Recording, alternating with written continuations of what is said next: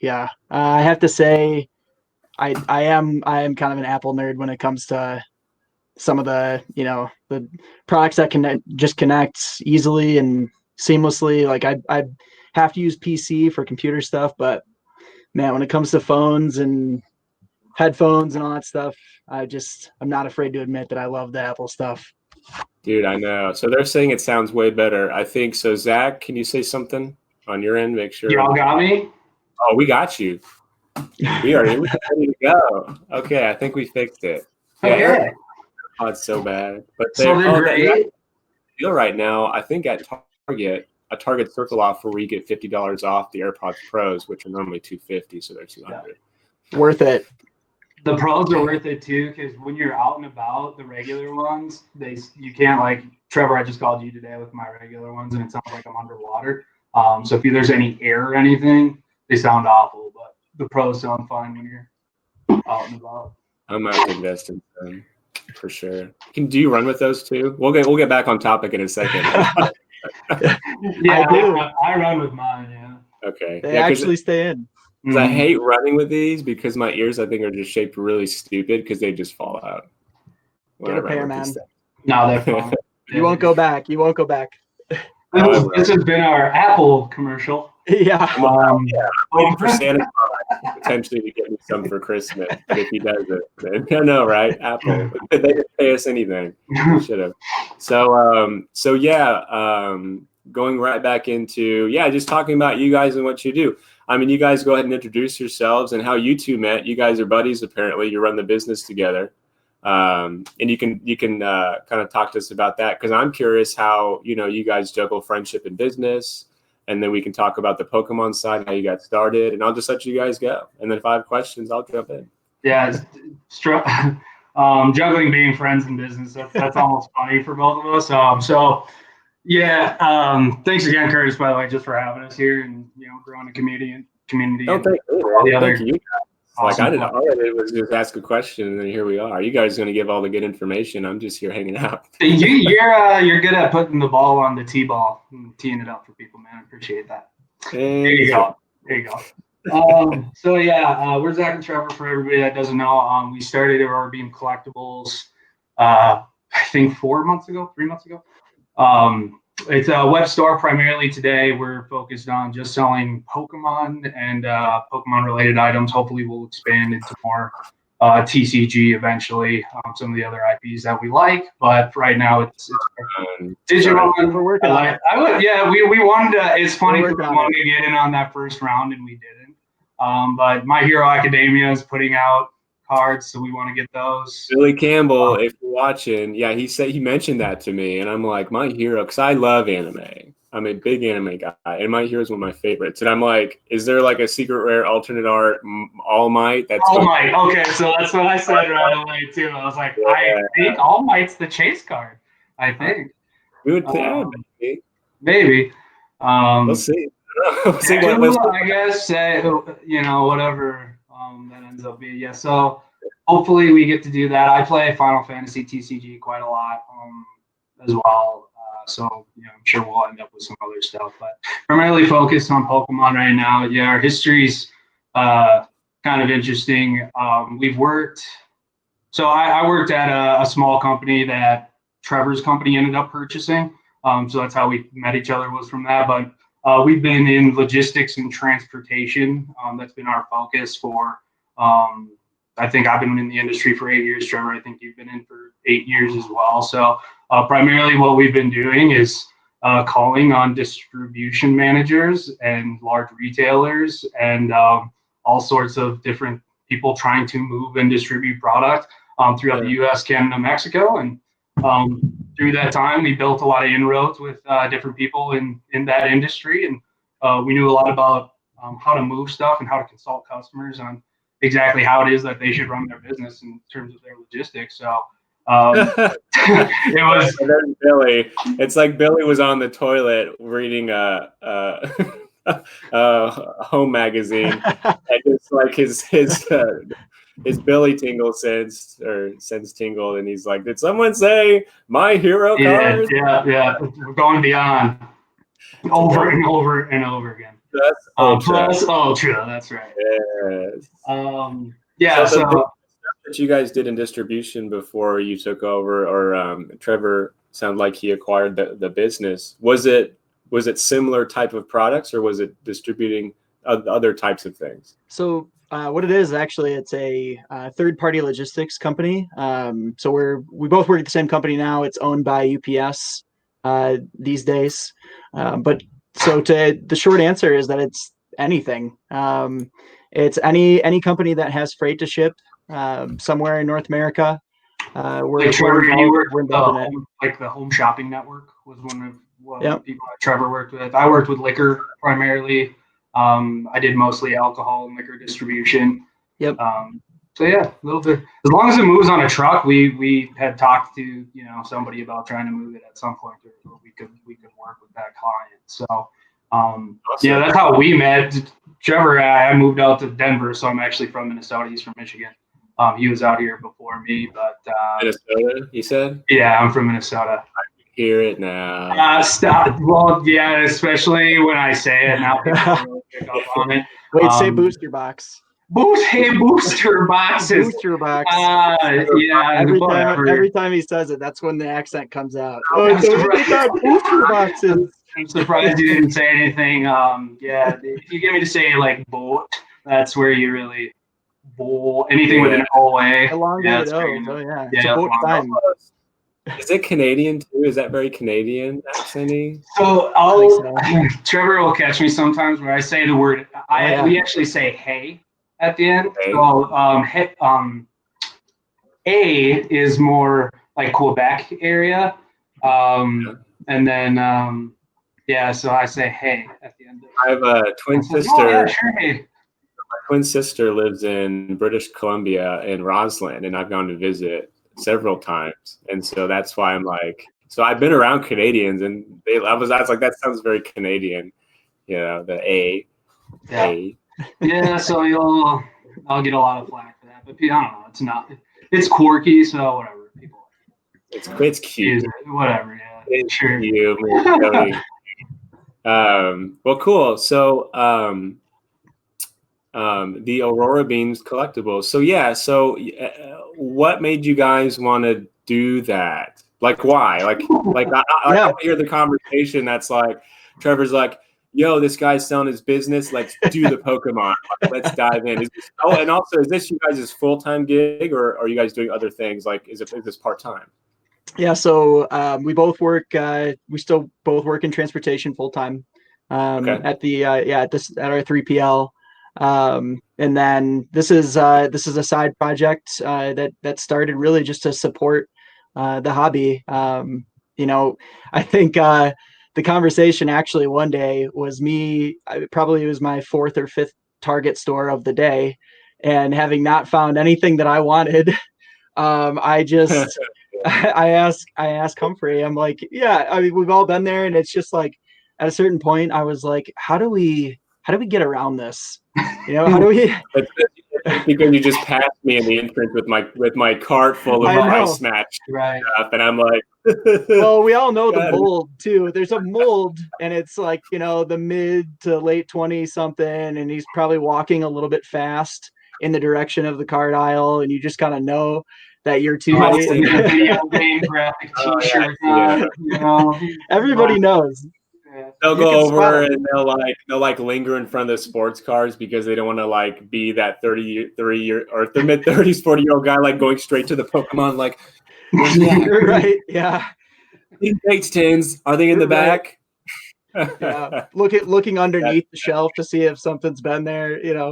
Man, I love meeting people that way though. It's my favorite way to meet someone and start like chatting with them is, are you hunting for? What are you hunting for? Oh yeah, no, I just found at this Target. I did love meeting people that way, but yeah, it was getting pretty hot. I was in Arkansas for Thanksgiving, and there was a guy at the Walmart. I popped into Walmart to get a 6-pack of beer because I was going to go kick it with my brother and my old college buddy. But I still go. I cannot go into a Target or Walmart and not walk by the cards, right? Because you have to. There's this guy there. He's looking at stuff, and he's like, "Hey, man, you have any luck or anything?" And I'm like, "No." And then ensue a 20-minute conversation about Pokemon. And then at the end, it's like, yeah, I guess, you know, like it's just funny because after those conversations, you're like, oh, this guy's cool. We could be buddies. But then it's like, yeah, see ya. I don't even know your name. Bye. Never see you again. I really try to I know, Trevor, you carry around your business cards when you run into people and you give them your business cards. But I really try to be like, hey, follow me. Like right now, open your phone, follow me on my social media, or I've sent people to Goldenrod or to Pokemon Worlds or any of the various groups on here too. So hopefully you can connect. If you network, I mean, like for me, for example, like I've been kind of doing like heavy Facebook stuff with Pokemon about the same time you guys have had Aurora Beam Collectibles. Like I lived in Missouri and I owned and ran a used car dealership, but I also did stuff on the side too. Like I'd go to Goodwill and estate sales and pick up stuff and like sell it on eBay. And I really got into like the toys and collectibles side. I used to be huge in the Magic the Gathering, but I also like Pokemon, but I wasn't like back into Pokemon yet. I actually had just sold my Pokemon collection. I want to say eBay. And then I went to go visit my brother and sister, Shaylin, who moderates the page with me, and then Jonathan. And then we're all talking at her place and they're talking about Pokemon. Like they're having this conversation. And I had just got done doing a bunch of research and YouTube video watching and things to help me sell my collection. And so like I knew kind of what they were talking about. And I'm like, you guys collecting Pokemon again? Can I play too? And so we went to like local places and looked at cards, and it was so much fun. And then we went after we parted ways. You know, I live in Pensacola, Florida. They live in Arkansas. But we were texting each other stuff that we'd find. We'd go pick up packs and like FaceTime each other. Opening packs together as a way to like keep in touch, and it was really fun. And then I got into the Facebook groups, and then kind of that escalated, and then like here we are. So like 3 or 4 months ago is when I first started getting back into the hobby. I forget why I went on talking about me. And then you just remember. You just remember right away, like the rush of just opening packs up is just so much fun. It feels like it doesn't really go away. I mean, I'm definitely not the type of person that can really, buy something sealed and then sit on it, which is kind of ironic that this is happening now. But the reality is that like if I go to the store and I just happen to find, a Champion's Path ETB or Hidden Fates 10 or something like that, like I can't just take it home and be like, yeah, I'm just going to sit on this for a few years and just have this in a collection. It's not going to happen. I'm going to go home and I'm going to open it. And it's not going to happen. It's funny, curious in my mind, like I had not expected you to say that it's only been 4 or 5 months in, like, especially. Dude, I've talked to so many people in the community, like, and had that same reaction. Yeah. Of people that just getting back into it this month, like these guys with these pages with thousands of people on it, the admins and the people that run these pages that, they do pack rips and they do like the razzes on the, on the nice stuff. I talked to them and they're like, oh yeah, bro, this page has only been up for 3 months. Right. It's like, well, okay, it makes sense. I mean, honestly, like Goldenrod City here is an invite-only hidden page. We just hit 600 yesterday, and you can't even search this page. It's invite-only, which is really, really cool. Right. Like I never expected, and I think we hit 7 weeks for the page on Wednesday that it's been live. And yeah, like I'm so glad that that's worked out, because I also foresaw it like not getting past 50 because not being able to have people search the page. But it's been really special like that too. But yeah, man, just like I don't know, but when I when I like something, I double down on the Pokemon pretty quick. And I was so glad to find something to do and to not have to go back and work for somebody else. Oh yeah, I think I was going to say in Missouri, I owned and ran my own business up there for 3 years. I did used cars. So I had a used car dealership where I sold cars. I did detailing and repair work, which I stopped doing that and sold. I didn't sell the business. I just sold all the stuff and closed it, because that stuff, just kills your soul. Used cars. I sold cars for a while too, man. I did that for 2 years. It's awful. I mean, like when I had going was pretty special. Like if you could picture like basically me selling cars. Like I did cash cars. I would my reconditioning cost was more than my profit because I wanted to make sure good products went out there, and my goal was to have that person like come back to me for another car, whereas 99% of the other used car dealers were like, that was not their goal. Their goal was to sell that car. They could get 2 flips if that person came back or not, right? I mean, there's so much riffraff going on in that market. But at the same time, when I get people calling me 3 months down the road, hey, that $2,000 20-year-old car I got from you, the brakes went out. It's like, well, go ahead and bring it in. We'll work it out. And then I fix them for free or do whatever my heart tells me to do, because that's the kind of person that I am. And then I've even given free cars to people before. It's like, I just couldn't do it. And then still people would make me lose sleep at night with just how nasty they get about cars. It's like, ugh. So anyway, I'm really, really glad that now, I sell things that are not $3,000, as is, no warranty. I can ship it, and then I'm much, much more enjoyable now. But yeah, I'm so glad to be able to find, kind of a niche with this and also do stuff like this, because just a little bit more about my background, and then I'll pass it back over to you guys. I got my degree in theater, acting, directing, because I don't know, I've always kind of liked that. My mom put me in pageants as a kid. I always liked doing theater stuff. I always kind of liked being the center of attention. I'm a very social guy, and I'm the guy that goes into town back in college, and I call my 12 college buddies like, hey, what are we doing? And then, so, I get the people together. It just works really well with my personality doing this kind of stuff too. I'm very honored and humbled to be in a community that lets me do the things that I love. Well, it makes a lot of sense now. Yeah, because those were some of the things we wanted to know. I mean, hopping on this call was a little bit about what's, what led you to, to run a group that's taking off like this. I mean, I think when I joined, it was under 500. So, I mean, and that was just, a few weeks ago. Yeah. I mean, so it's just going to continue to climb. To answer that question, what led me to do the page like this was, I joined in on another page. I'm not going to say what it is or who ran it or anything, but I was in another group. And, it was a really nice community. People were super friendly. I was very active on it.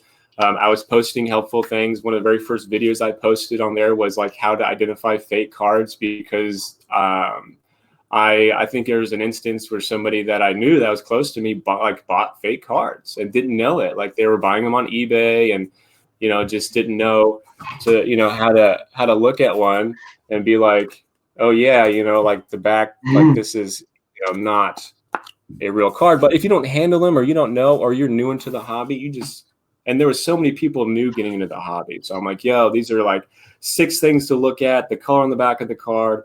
You want to look at the front of the card, make sure words aren't misspelled. You want to make sure that the size of the little energy emblems on there are correct. Sometimes, they'll be oversized, like all of that. And then they reached out to me and said, hey, you're really active on the page. And Billy, please.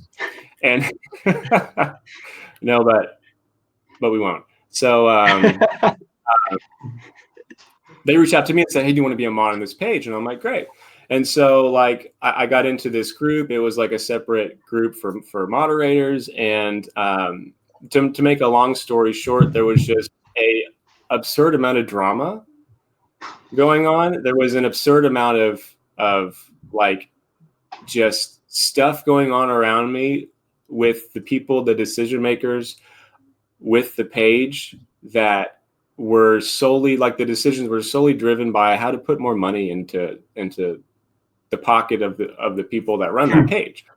Interesting. And I'm like, well, they were limiting my live time. So limiting it in the sense of I was going live and I was giving away a bunch of stuff, I just wanted people to come and hang out. And so I do a bunch of live giveaways, and I also did pack rips, and I did it once a week, and I wanted to do more. And then I'm that's how I followed you. I was on a call and followed you over here. Yeah, I remember that. Yeah, it was fun. I like yeah, I like meeting people, and then I wanted to start doing stuff during the day, and all I got was just resentment, not resentment, but like just like fight back about it. Like, no, because I don't want what you're doing to take money out of someone else's pocket, right? And it's like, and Billy Campbell says it the best.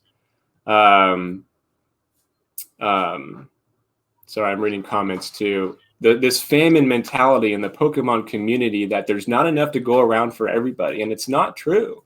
Like it's human nature, I'd say, to want to protect your own and get the most that you can. But it's like there's just so much out there that's why a page like this can exist and do really well, right? Like it's an open market. Every day I get on Facebook, I'm like, oh, Jacob Chambers is on live. Jerry Francis is on. Actually, there's 2 people live right now, both ripping packs, and they both have half a dozen people in them buying packs. And, like that's exactly what I saw was possible for a Facebook page. Why are there 50 different pages with one person running it that wanted to go do their own thing, and then they're like, like this is my group, this is my people. I'm going to sheep herd them to the point where I won't let anybody self-promote. I won't let anybody come in and say, come over to this page because they're doing something cool, because I need to make the most money that I can because there's only so much to go around.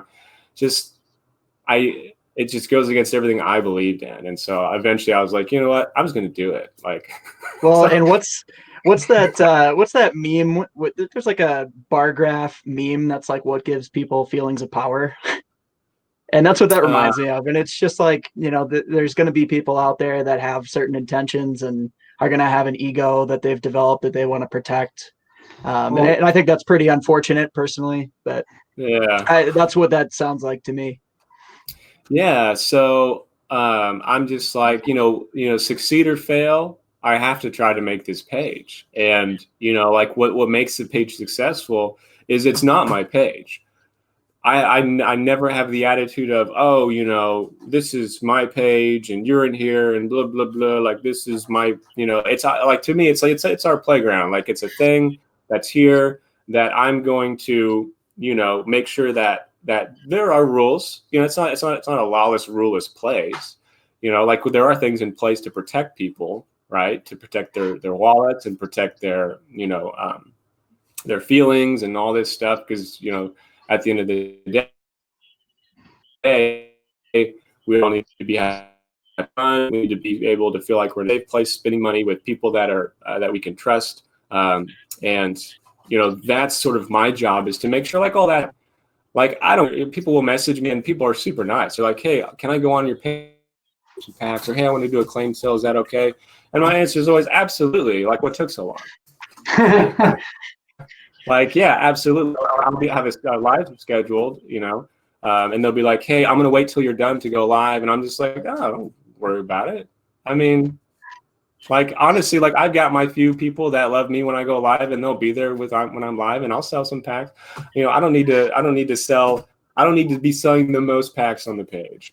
I'm not worried about people undercutting my prices. I'm not worried. Like, it's just, all that kind of stuff to me is just silly. Like it's working. We're all having fun. Like people, they're the word we're not going to say, those games are filling, like it's good. And yeah, so it's our page. It's a community driven page. That's my favorite term. Yeah, I remember when we first launched Aurora Beam, we reached out to several different admins and different owners of groups, and we, very politely said, we have this business. We'd like to get involved. We'd like to do giveaways. We'd like to, provide value to your group. Do you want to engage with us? Here's some other people that we know. Here's how we got your contact information, whatever. And we got good responses from a lot of people.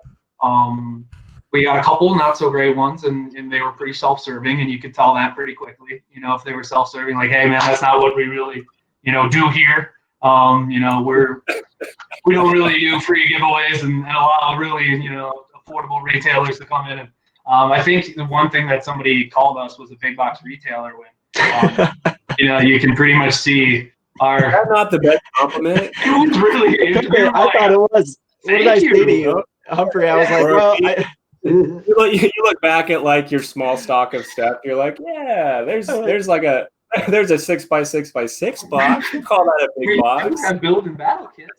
Oh, I see them up there. I see we two do of them. have those. We have a lot of trainer toolkits too. If you guys want those to add onto your decks, we have those sitting in our inventory. Yeah. I've seen so much stupid stuff like my buddy Billy Campbell, who's now a moderator on the page, really great guy, and he made some really nice videos on like Shining Fates, right? Like how to just be smart about going about the pre-ordering, and and he's also a very honest guy and transparent, which is why him and I get along really well. And he's like, yeah, like all these guys that are saying they're spending $100 from distributors for Hidden Fates Elite trainer boxes. Well, stop lying.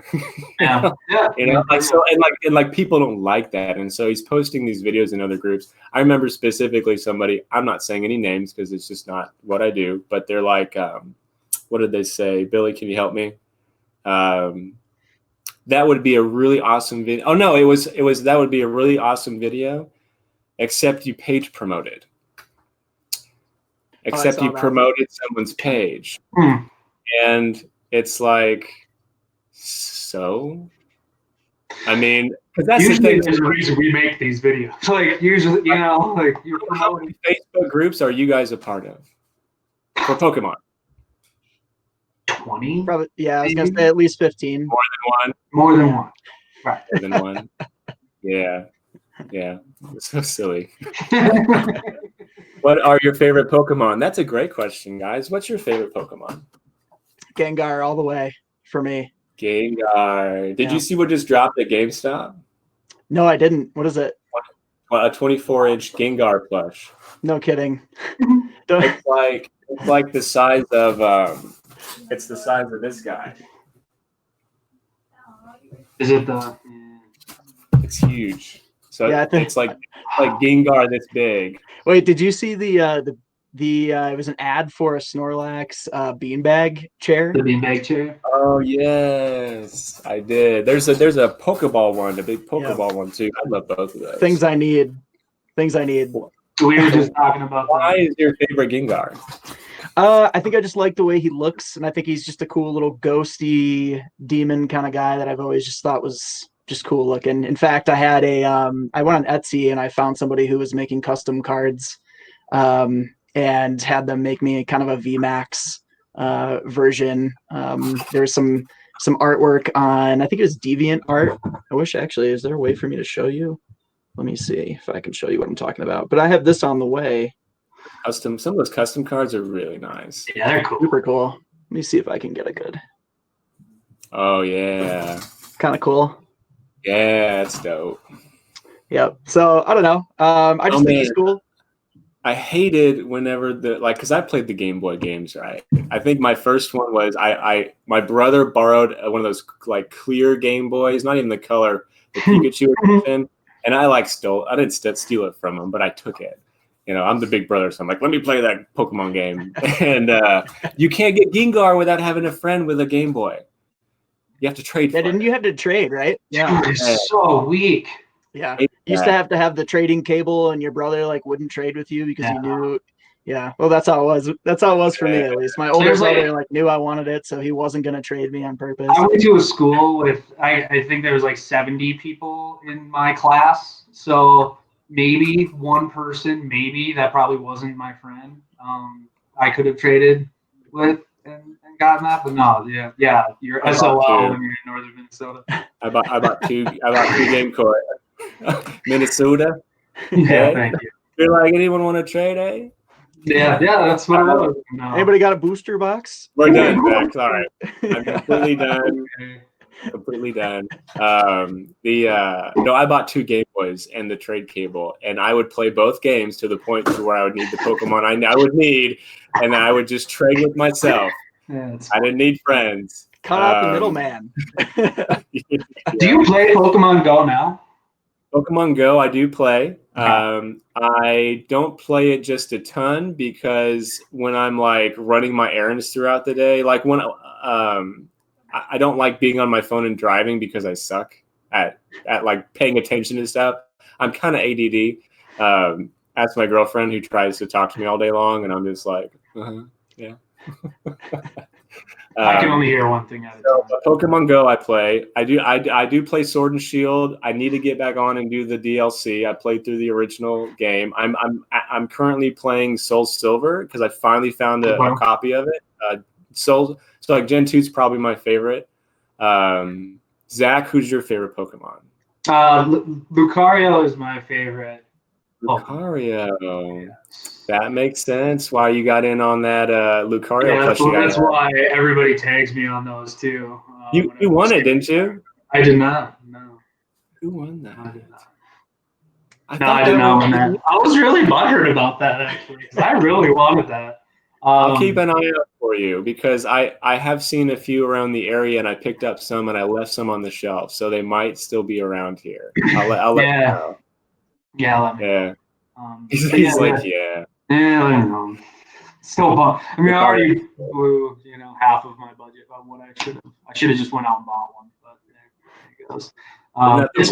It's fun to be on waffles and I have to shut myself off a little bit after a while, though. I'm like, all right, this is. There's you do have to set some limits to yourself. But no, my relationship to Pokemon was pretty much just video games. When I was a kid, I grew up on a dairy farm, so we literally I had some cards, but really couldn't afford much of that. So I could play video games. So what I played was stuff that was an RPG that took forever to finish because it was cheap. Final Fantasy.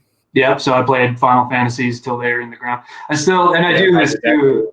I revisit my favorite IPs, and I do that for a year. So last year it was the year of Naruto, and I pounded through every episode of that, which was probably unhealthy for me in a lot of ways. The year before, Naruto's pretty good. Naruto's one I didn't really get big into. I think I watched most of the original Naruto, and then my brother was like, "Actually, Shippuden is really good." Yeah. And you could skip the entire first part and just start with Shippuden and be fine. You can watch the last episode of Naruto, right? Episode 400 and whatever it is, and then you can start into Shippuden, and then you're fine. You're good. Yeah. So I wasted a lot of time in the beginning, but I did all the Final Fantasies the year before, including the stuff that was,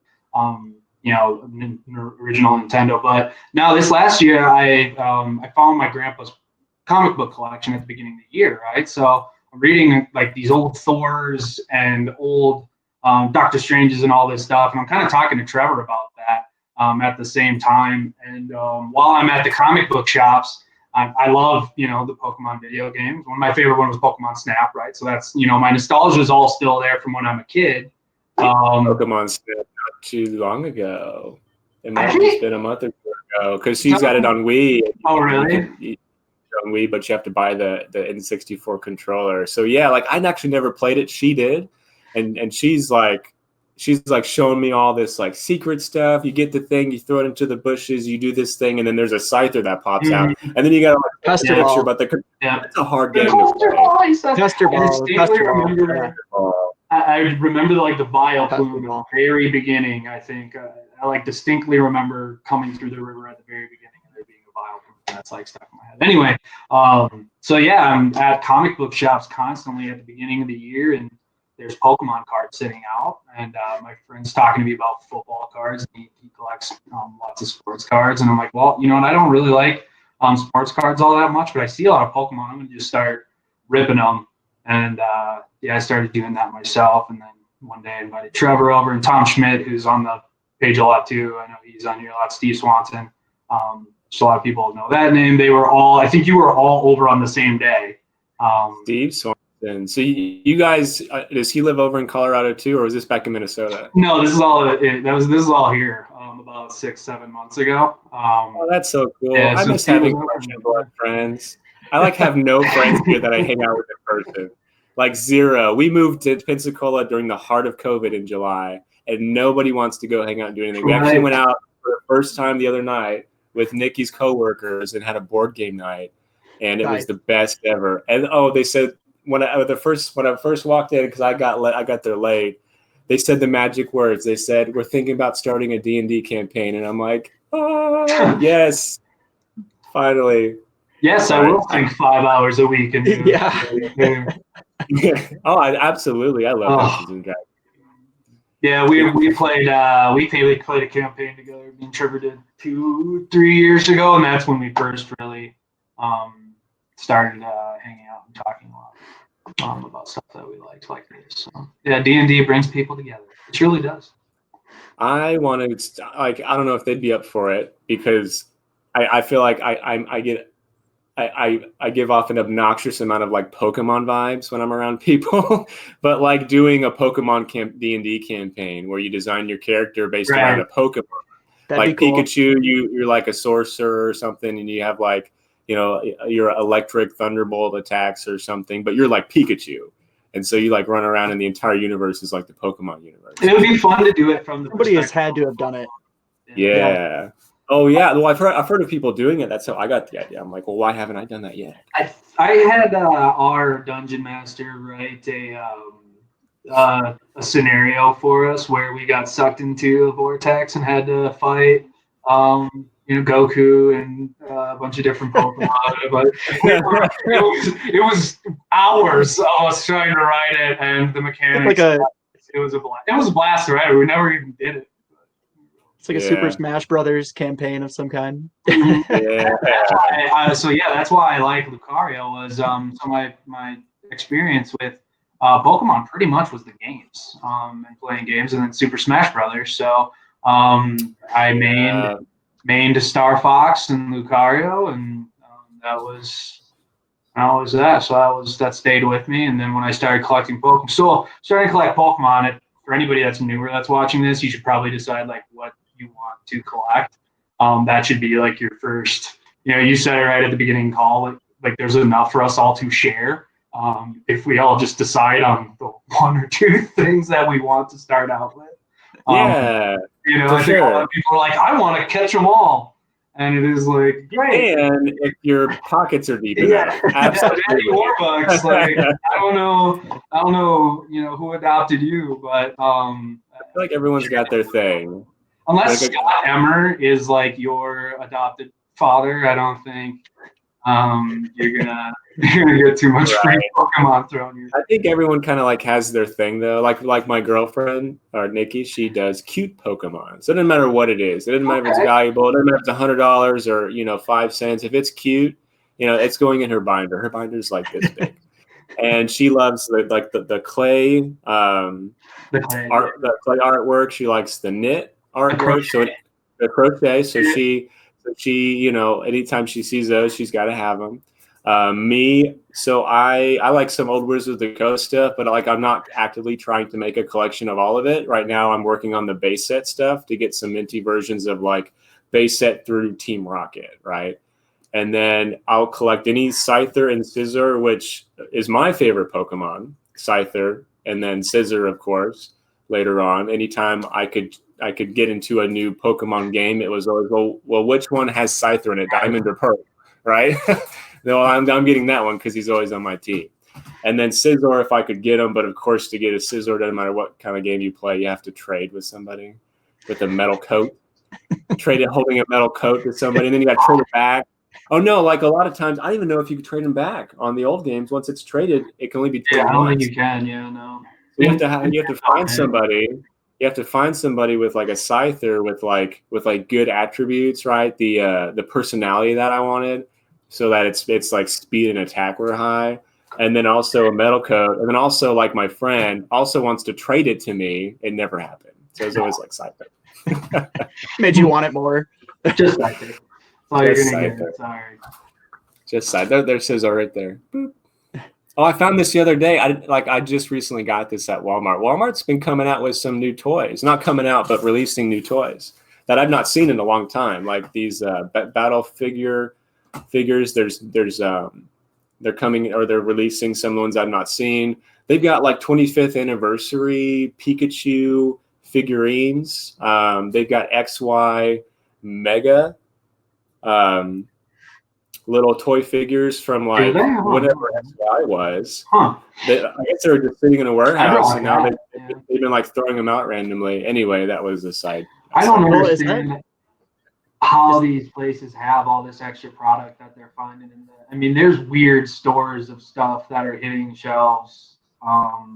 You can tell that Pokemon must have just been like, we can't produce anything for a couple months, so just like, oh right, that's probably why, because there's nothing really new coming out in stores. I think the Hidden Fates, the GX boxes at Walmart and the tins at Walmart and Target, I don't think they're shipping those currently. You guys, unless anybody else seen any like coming to stores this week? And that's just for me and my feelers, because I know a lot of sports cards guys around here that keep an eye out for those for me, because they buy them for 20. I buy them from them for 30.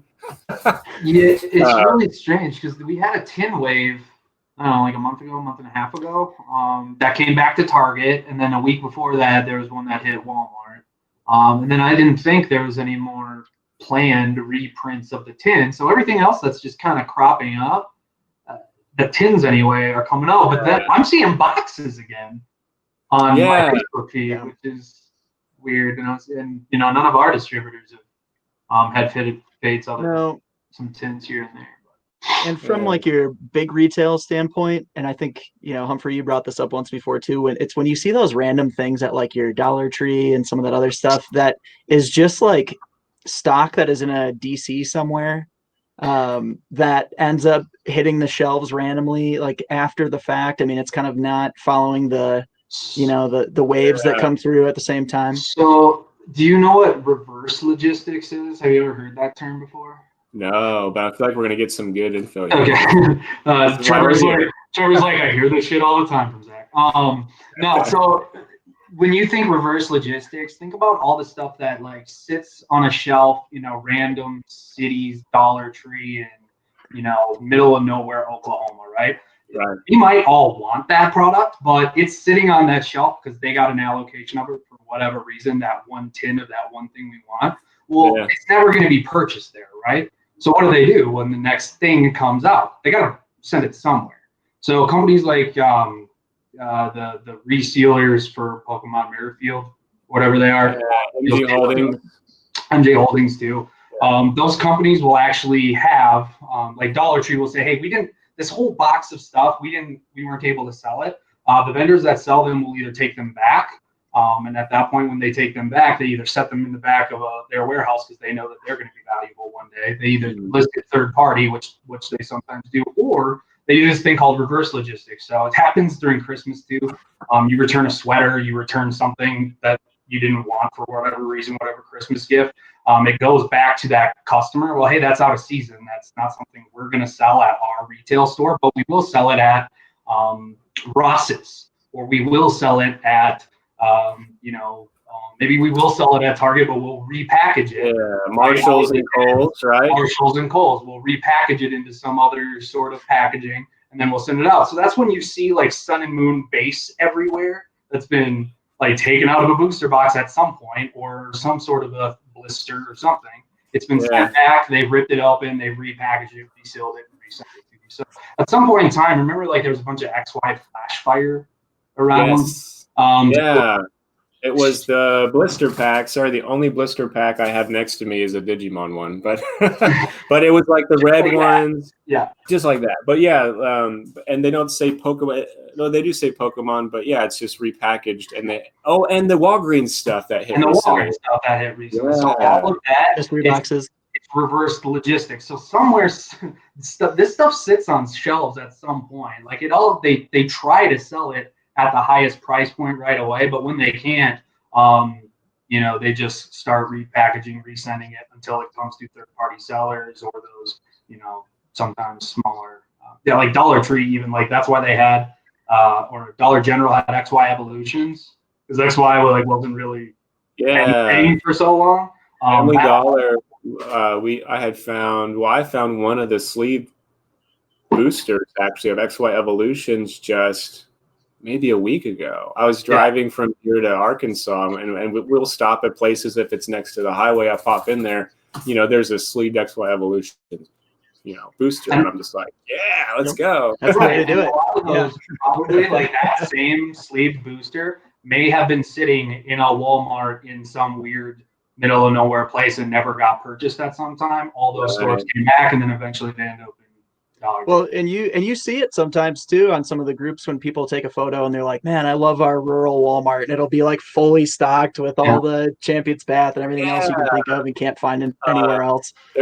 There's a guy I think he lives in Texas. It's not Jerry. It's Kenneth. He drives maybe 45 minutes to a Walmart in the middle of nowhere, and he was finding Dragon Majesty steel products there.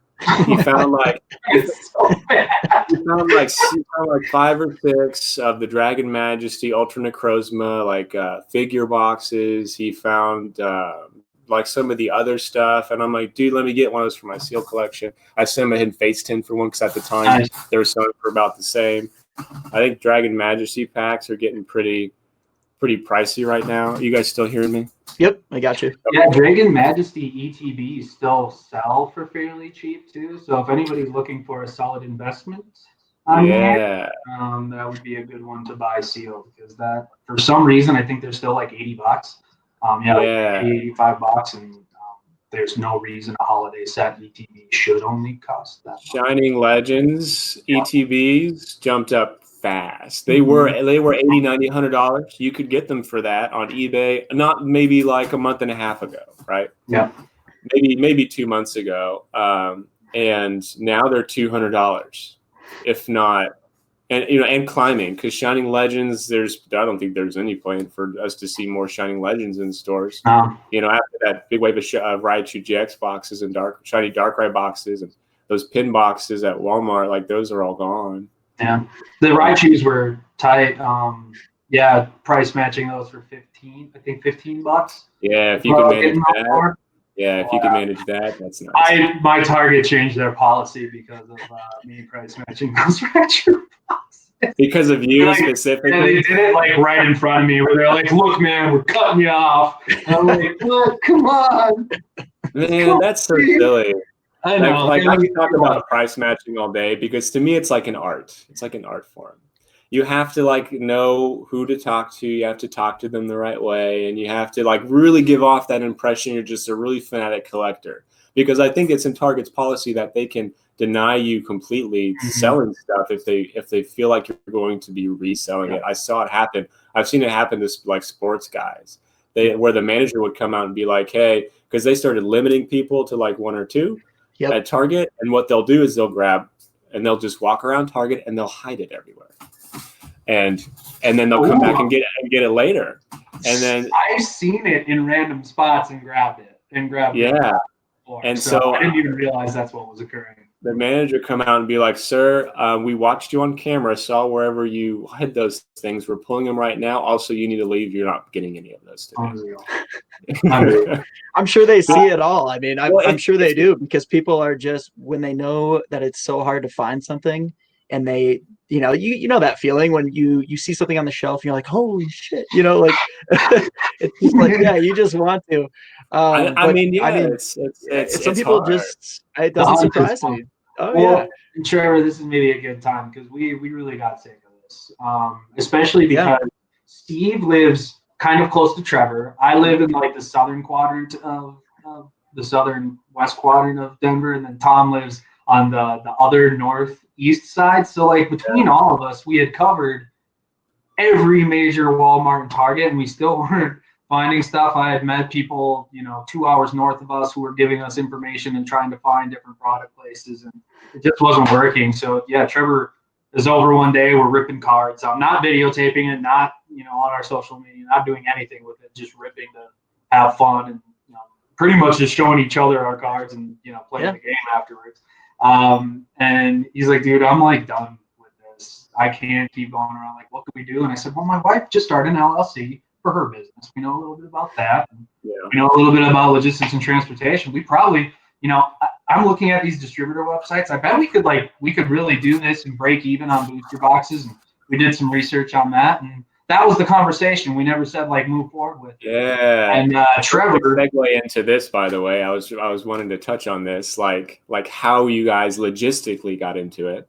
Okay, yeah. So Trevor called me, and he's already started. So he goes, "Yeah, the train's already left the station. If you'd like to have one, you can." But actually, I already got Aurora Beam Collectibles LLC. So. Pretty much. You start asking me about the name. You called me and was like, "Does this name sound good? What do you think?" And I go, "What are you doing? What are you talking about?" Yeah, but tell them, what the process is, because you did a lot of the inroad making.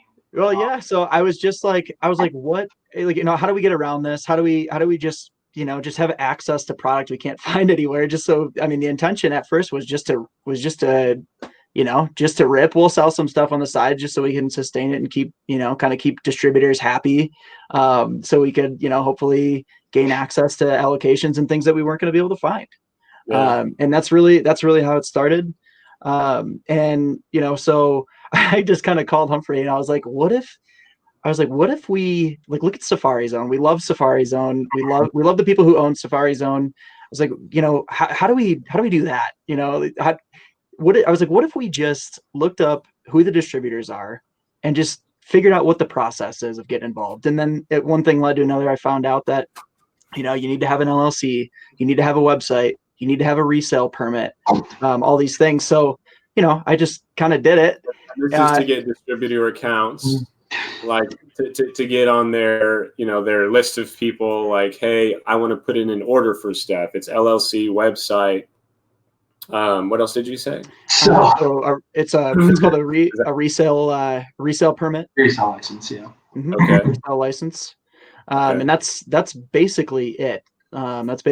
So, there are some challenges that come along with that. I mean, I had gotten to that point where I had obtained those things and just started applying and just telling Humphrey, like, hey, well, let's just see what they say, So you have to apply to distributors. Yep. Okay. And so we kind of what got kind of information do you have to give them when you apply?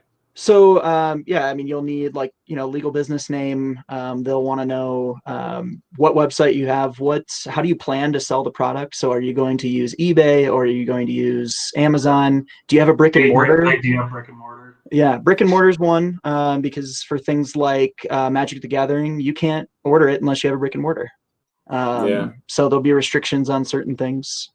So we just learned that about Warhammer today, is that you can't resell on third-party sites, right? Yep. And so there's a huge upside to Warhammer, which Trevor likes Warhammer. Huge upside to it. But you play Warhammer? Yeah. Are we opening up a bag? It'd be a little bit of a bag of worms, I guess. But I did War Machine. I never did Warhammer, but I did get big into War Machine. That was a lot of fun. I love chess. I played StarCraft. And anything like that, strategic, like army fighting type stuff. RTSs, hell yeah. Yeah. I'm right there with you, man. But yeah, I'm kind of, I like the strategic games too. In fact, like I was just telling Zach today, I had ordered some Warhammer Risk board game sets from the distributor today. I was like, it's kind of different, but I grabbed them, and that's cool. Tis the season to be, So you guys are not limited to Pokemon in any means. No. So we figured from the beginning we'll just try to focus on one thing. If we can just focus on Pokemon for the most part and try to do that really well, try to provide a really good customer service experience, just become a trusted name in the community. The goal and the intention is not to be the next big thing on the block or a big box retailer. Well, no, I mean, because this is just like, I don't know, like neither one of us really plan on quitting our day jobs. It's just honestly like we just want to have fun with it, and if we're in the mood, pull a booster box off the shelf and open it. That's kind of the whole at the root of this. We're just a couple of guys that like ripping backs, and if we can help people out along the way. If we can help people out along the way, then we'll do that. And it has been kind of a rush. I mean, we're both kind of, we're both in sales and in logistics here at the company we work for. We work in customer sales. So it is a rush too, to sell things too, just naturally. So, we started getting to the point where we're just started to get some positive responses. We got turned down by a few distributors too, for various reasons. Like we don't have any trade references. That was one that a couple distributors wanted, and I'm like, well, chicken before the egg. I mean, we don't really, how do we get started if so it was just so but we had that, and then we had some that just weren't accepting applications anymore because it's obviously a really popular time.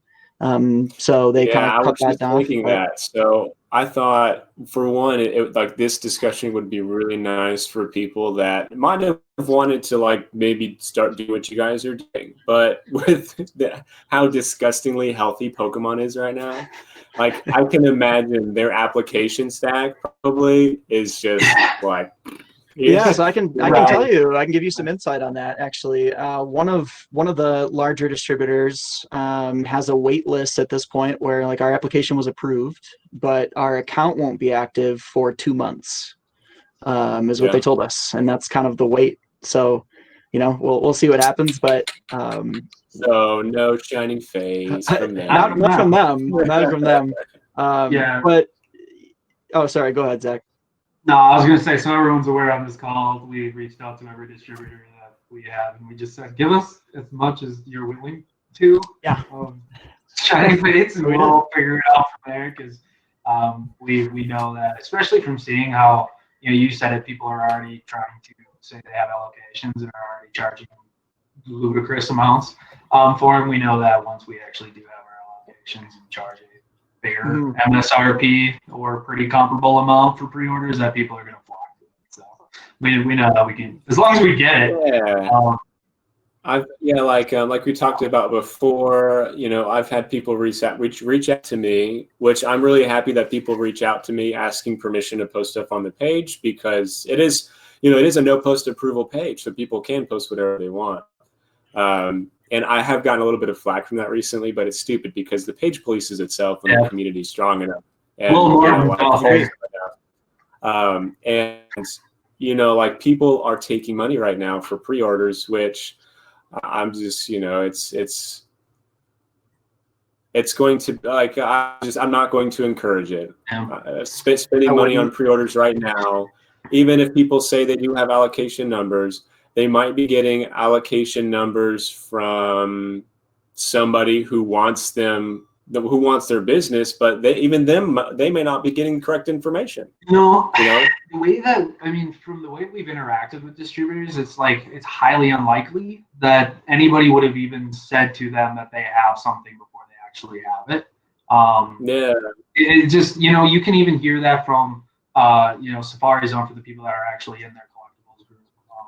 They're pretty open about how they get stuff, like what their allocations are. They're pretty open about, hey, don't go to these people, do go to these people. They're very good at kind of policing that and then letting us, at least their community, know. Not quite yet, but soon. So anybody that's kind of like even trying to give you that, hey, somebody gave me an elbow. Well, here's the thing too is, and I've heard this happening. You guys might have different insight on it, but there was people on a page that got allocation of a product. I'm not going to say anything specific. I'll say the product. It was the Hidden Fates Elite Trainer boxes, and they were like, we got allocated, 50, and they pre-sold them, and then they must have done it too early, I guess, because their allocation got cut. They got reached back out to and said, hey, huh? No, I think I don't think it got cut. I think it wasn't as big as okay, so that's probably it. So it can happen. And it happens at Pokemon, though. It doesn't happen at the distributor. So, and here's the incentive to do something like that. And if somebody takes all of that income, and I think maybe you mentioned this the other day with Billy. If somebody takes all that income and in the waiting process, they reinvest it in other products, sell all that other product, they basically, you get an interest-free loan, which is exactly what you had brought up. And that's what it is. Like you can take all that extra, income, just buy a bunch of products, sell it. And then, you could still go back to a large group of people and say, our allocation got cut. I'm sorry. Here's your refund, but thanks for the money that we used. In the meantime, it's nutty, man. I mean, so like, even the guys in Japan that we got Shiny Star V from. I mean, zero down payment, zero, no expectations. They still delivered on every box that they said that they were going to deliver on. I mean, it was, there's so much people that ask for that money up front. There's almost really no reason to, other than you need that capital in order to buy the actual product.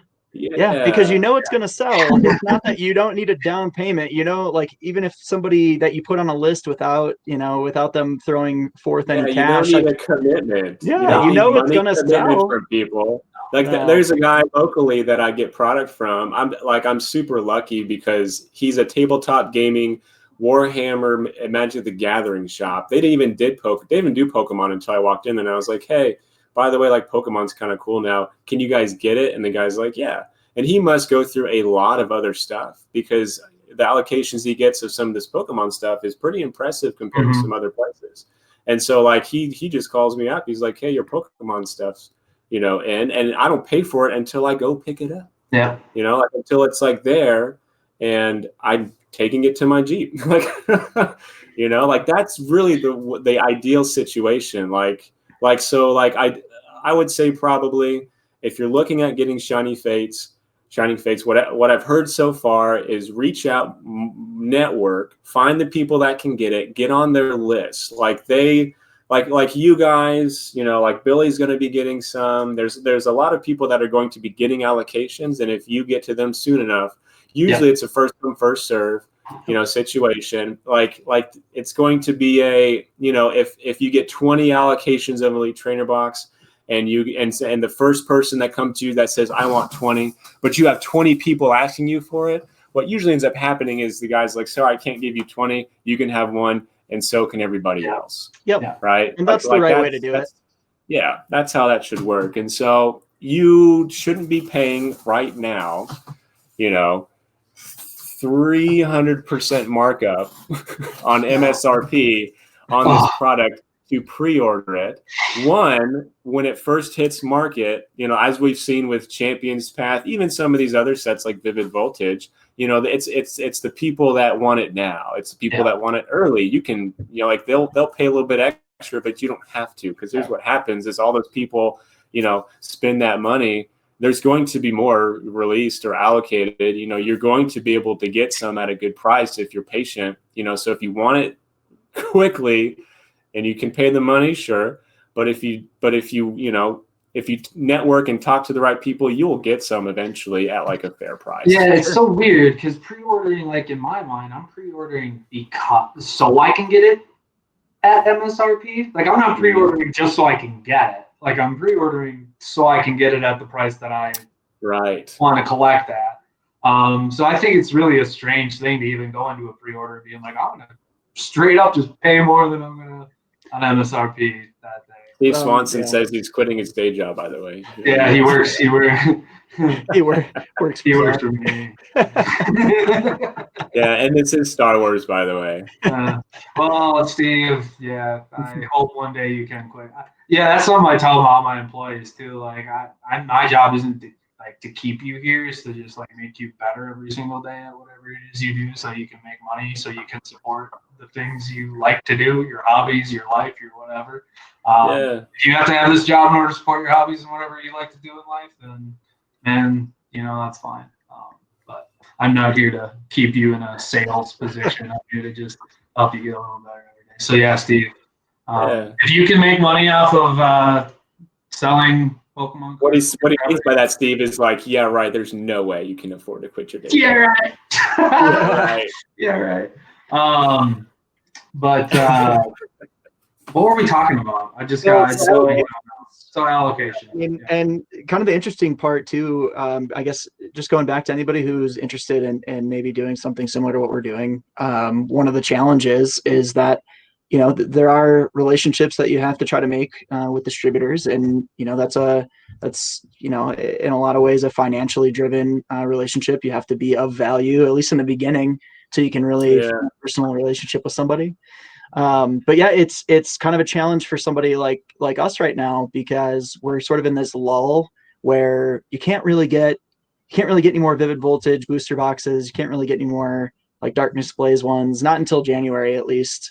And so, I mean, I kind of face the problem today where I'm out of product. I mean, if you go on our website, we're just about sold out of everything. I mean, I sold out. I think we sold.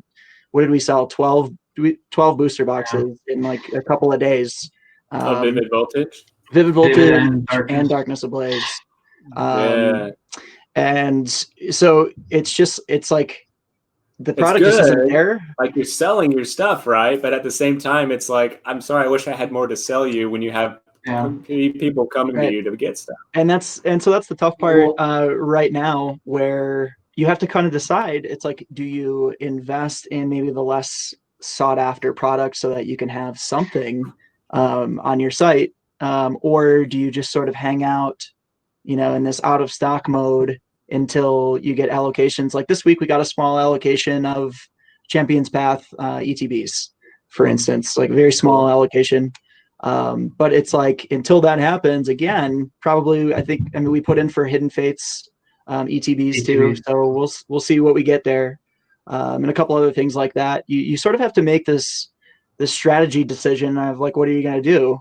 And I think, Zach and I talked about that and just sort of thought back to why we started this in the first place. And it wasn't to be the big guy on the block or whatever. And it's okay, essentially, if we have to wait until we can get more product. But it is sort of an interesting thing. If you're somebody, just coming in, they're going to treat you and give you like little allocations here and there, and you kind of got to make do with it. So yeah, we ended up moving a lot of Cosmic Eclipse for a little while, which wasn't even really in high demand, but it flew. The booster boxes, right? Cases flew a lot faster than we thought they would. Was it at the price that you reached out to me about? Yep. So it was price you and I talked about. Yeah, I figured they were going to sell at that.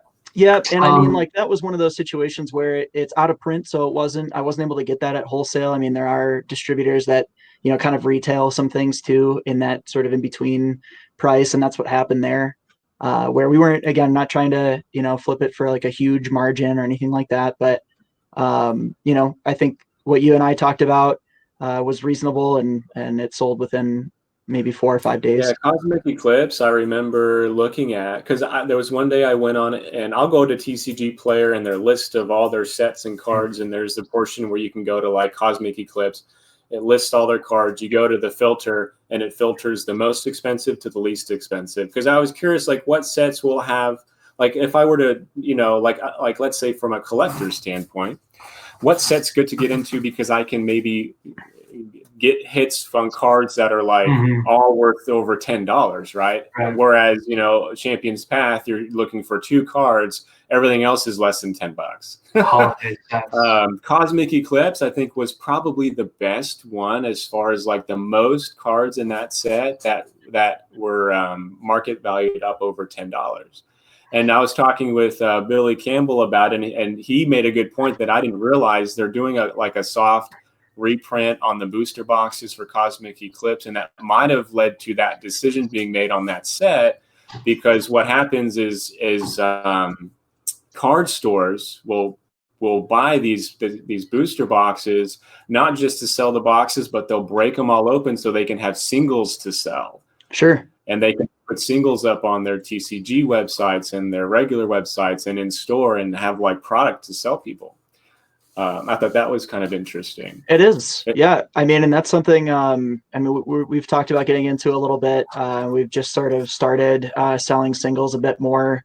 We'll probably get to the point where we have a singles section on our website itself. Right now, it's just kind of on eBay, but I think it's a great idea for some of those cases that we might want to get into. I mean, again, just kind of going back to those situations where you're sort of in that lull period waiting for the next thing to come out. But what's up, Jerry? Dibs on an ETB, Steve says. He's got one. This is his order on one. Curtis, how do you sort by set on TCG app? So what I do is I'll go to Google first, and I Google like Cosmic Eclipse set list pricing or price of or something. I have price in there. And then when you go down and you find this TCG player link that pops up first, it'll take you to that section of TCG player where you can like sort it by set, and then it'll have like a drop down list of all the cards, like the name of it on the left, like a little picture, and then it'll have prices on the right hand side. And then you just click the filter for the price one, and you can do it from lowest to highest or highest to lowest. But that's how I get to it. It's the easiest way that I found to get to that. I used to love breaking cases to have people tourney ready immediately, right, to get those cards that people want. Cosmic Eclipse is righteous. Yeah, Cosmic Eclipse is a sick set. I think it's a sleeper. You know, it's one of those things where, like, if it's in a booster and it has a lot of really playable cards, you're going to have something with a lot of value in it, right? You know, holiday sets are tricky because you're going to get your huge chase cards, but you know how I said, like, you have to choose what you want to collect earlier? I do this thing. So I set my goal with whatever it is that I want to collect or do, or whatever it is that we're trying to achieve. You know, we do the same thing with the business, and then we work backwards on crystallizing that. So like with a booster box, let's say it's Cosmic Eclipse, we know what our 10 hit cards probably are in there that are going to be over $10, right? So there's $100 there if you get all of those in that booster box, right? Let's say you buy that at MSRP. My goal is to get X amount of cards. I know that I need to collect a certain amount in order to hit that price point and make my money back on that booster box. Danny Phantom does a really stellar video on this where he explains. I was just thinking of that video. Yeah, so I mean, we thought about it too, and now that we can see, so everybody that's on here that's like interested in either doing an LLC and using this to help you collect, if you just buy at MSRP, you can profit already. Like you can already make a profit. You just have to do it the right way and not be silly about the way that you collect. You can already do that. It's when you start spending $50 on a hit every Hidden Fates tin that you're really rolling. Yeah. So let's say you guys didn't sell any of your Vivid Voltage booster boxes that you got in, but you got it in on release or even a little bit before. If you broke all those boxes and you sold all your amazing rares at $50-$60, which is what they were selling for on release, and your other chase cards, some of those trainer full art cards were selling for $80 to $100. Right. Nessa was one of the big chase cards. Yeah. Nessa, and your singles. There's playable cards in each of these sets. Like Great Ball is one of them. Like these staple cards that people want in sets. They'll go to, like, let's say you have a TCG player account. You go and you post up 4 because I think you can have 4 max of one card in a deck. Someone's going to probably pay $0.25 per card for 4 of those, whereas you can send it off in your bulk and get 2 cents for it. Right, so if you pull out all these cards, which that Danny Phantom video, I think what you're referring to, goes over a lot of those, like making money on your bulk. Like pull all these cards out of your bulk before you send it, because you can actually make more money on them. And then like you said, the code cards. When Vivid Voltage first hit, you got 50 cents per code card. Yeah, dude. Yeah, when they first hit, especially if you can get, right away, if you're doing it, and that's why I say pre-ordering is always the way to go. Really. Like if you pre-order at MSRP, you're getting in right when you can. If you can get that one chase card, like let's say it is XY Evolutions that you're cracking and it's still down at $89 booster like it was, a year ago. Man, if you can get that, I know, right? If you can get it, you can turn around and you can get that pristine 10. You're not just making back the money on your boosters anymore. Now you're making a large amount. And if Charizard isn't your card, this is perfect. Like it's perfect. You can, like if Charizard isn't your card, holy crap, can you, really make a decent return on your investment and collect whatever you want. And now we were looking at our wholesale prices. I'm not going to make everybody drool on here by hearing what you can get wholesale, but the prices are incredible. They really, really are. Are you willing to share those prices with us? If you aren't, that's perfectly okay. But and I completely understand because it's it might be poor business practice, but you're more than welcome to if you want, and it can just be on specific things. Yeah, we can't really share the distributor. Like we have to agree with them not to share their direct prices, but I can give you like ranges on stuff. Yeah.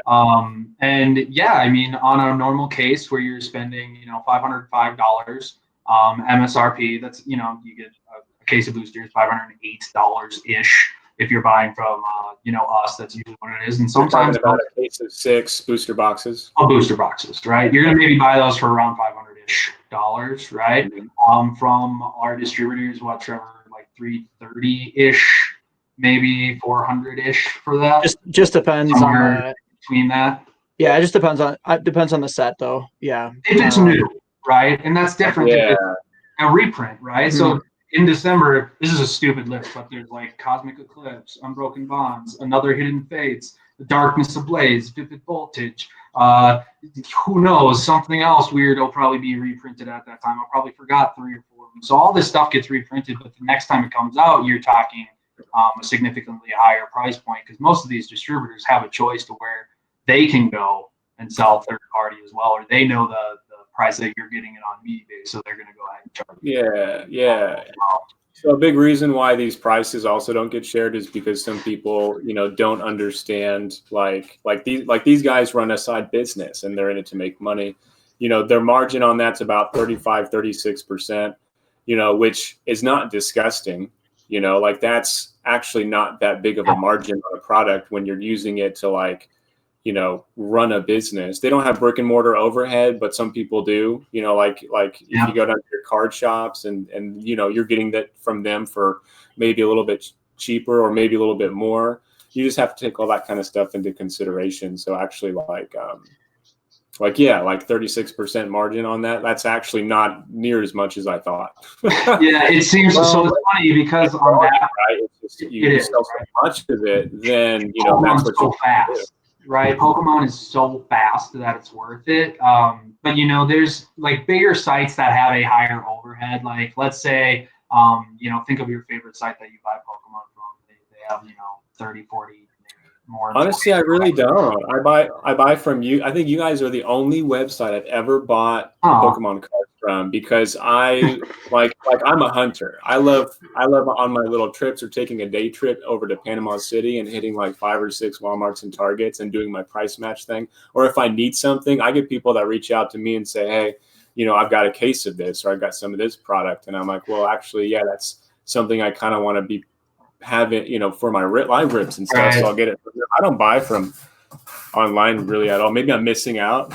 Well, it depends, right? As long as you're pre-ordering and doing the right things, you can definitely get really good, solid product at a price that you should get. Even with shipping included, I know we've got it down to pretty much an art to really cut shipping down to the cent where we want it to be at, and still have really good packaging and still have really good references. Yeah, man, it is. I get it. The shipping stuff is huge. I mean, it could be huge.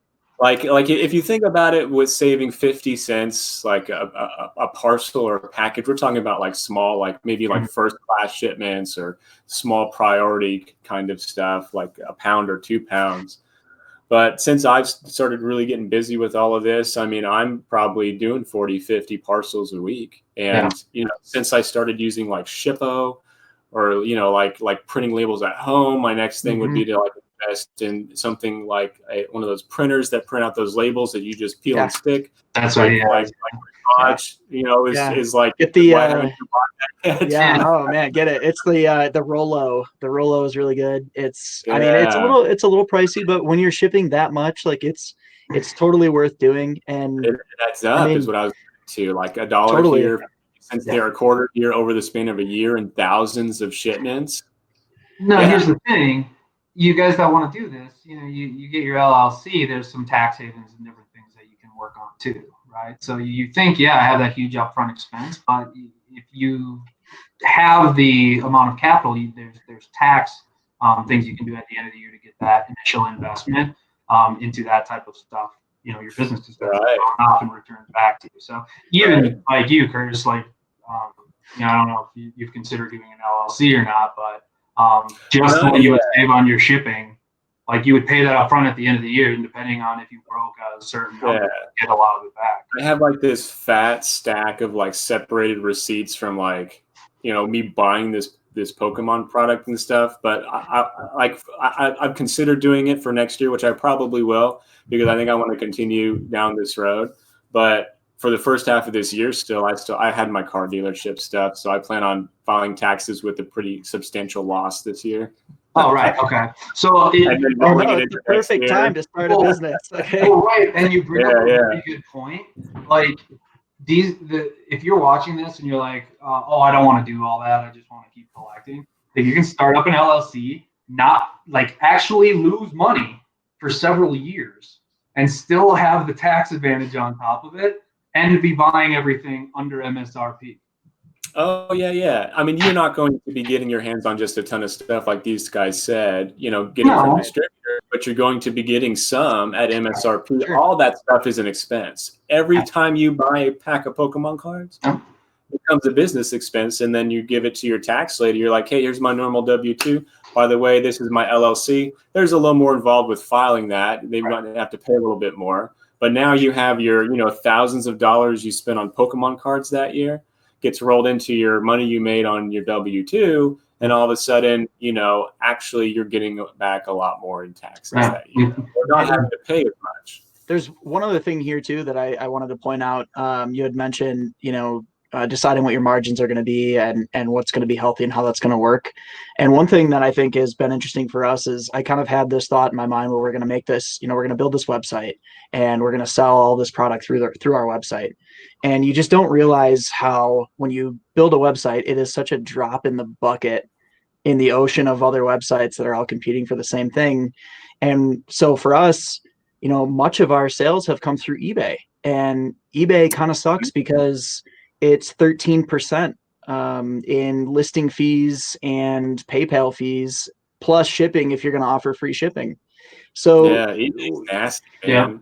So what so you have to consider, so you have to consider what that's going to do to your margins and sort of calculate accordingly from there. I mean, at this point we're really trying to get to that point where every time I ship a package via eBay, I'm going to drop a business card in there and hope next time we have a new customer that just comes straight to the website because my products are going to be cheaper on the website because I don't have to upcharge because of the fee that do you guys have an takes. Instagram? Yes. Do you guys have what else is out there? LinkedIn, Instagram. Man, we don't have a LinkedIn. We don't have a LinkedIn, which is interesting. I didn't think to do that, but maybe it's because I didn't think the demographic was there. I don't know. Maybe I feel like that demographic might not be there. But I mean, what do I know? Well, it's about it's about putting your stuff in front of a bunch of people. You guys are business guys, right? Like if I were to run into you guys at Chili's, which is probably very possible because I love Chili's, and I'm like, yo, what's up? And then you guys are like, oh yeah, we run a business and we do logistics and whatever. Like I would never in a million years think your business was Pokemon. Well, LinkedIn, these people might have Pokemon as a hobby right now. Like there's a stupid amount of people our age that if they actually, that might even be even better because if they're running a business, like people that also own and run businesses too, do not think that they just drive Ferraris. Like I made pretty good money buying and selling cars, but I made enough money for the $5,000 to $6,000 in overhead for my business to get paid, my $900 a month mortgage. And I was able to feed myself and treat myself every once in a while, and like take a trip every once in a while. Like that's the kind of money that you make running this typically, unless it just blows up. But like LinkedIn, it's about getting in front of the most people. And I think LinkedIn had a pretty explosive popularity growth here this year. Mm-hmm. I want to say it was earlier this year. So that might be something that you guys would explore. It's so funny because we're super active in LinkedIn in our other job. I mean, like all day. We're in Sales Navigator and we're using it all day at our normal job. So you'd think we would have made that connection. But it's not. We haven't. So so we have Instagram. Pretty much everything is Aurora Beam Collectibles. I have some of my own social media. It's all Zach the Ripper 33, YouTube, Insta, and TikTok. So Zach the Ripper. Is it bad that just clicked? Well, I'm assuming it means ripping Pokemon cards. Yeah. Okay. I also have like an obsession with the occult too. I love Jack the Ripper. I read. You love him? I love reading the history about Whitechapel and during that time. So Zach gets off the life here, goes down to his basement. People are like, "Oh, this dude is weird." I don't collect skulls or anything. My and my Pokemon cards aren't sitting next to my World War II memorabilia. Yeah, Zebra 2488 Zebra 44. Yeah, so Chris Hodge posts that. That's the printer that he uses. That does the shipping stuff. So I'm going to post a picture too. I was going to make a short video about like, even if you don't do a lot of shipments, if you just want to go make a Shippo account for the holidays, the line at USPS today was ridiculous. I had to park down the street and like walk to USPS with my tub of already pre-labeled stuff, walk in front of a line of 50 people. They're all looking at me like, you know, who's like, this what's guy? going on here? I know.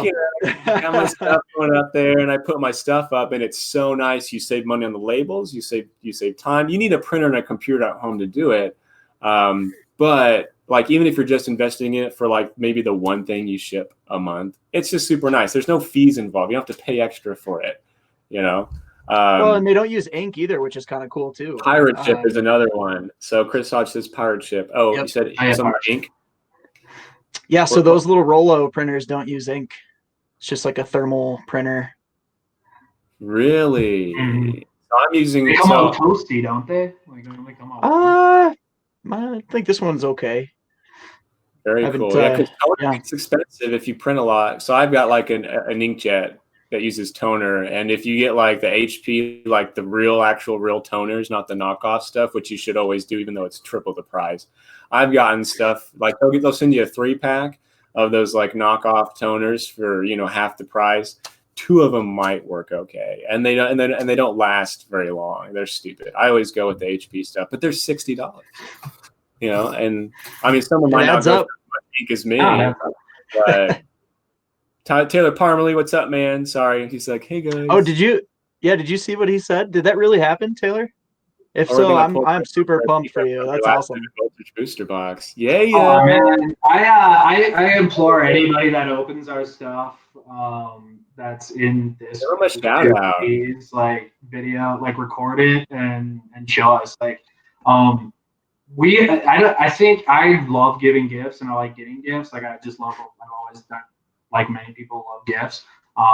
So seeing someone else open something that we got to them is super cool, super satisfying. Yeah, it's not something I really expected. I was actually like, to your point, Curtis, like I was worried I would get that feeling of like seller's remorse, like, oh man, we got a rainbow Pikachu out of one of our boxes. What are we doing with our lives?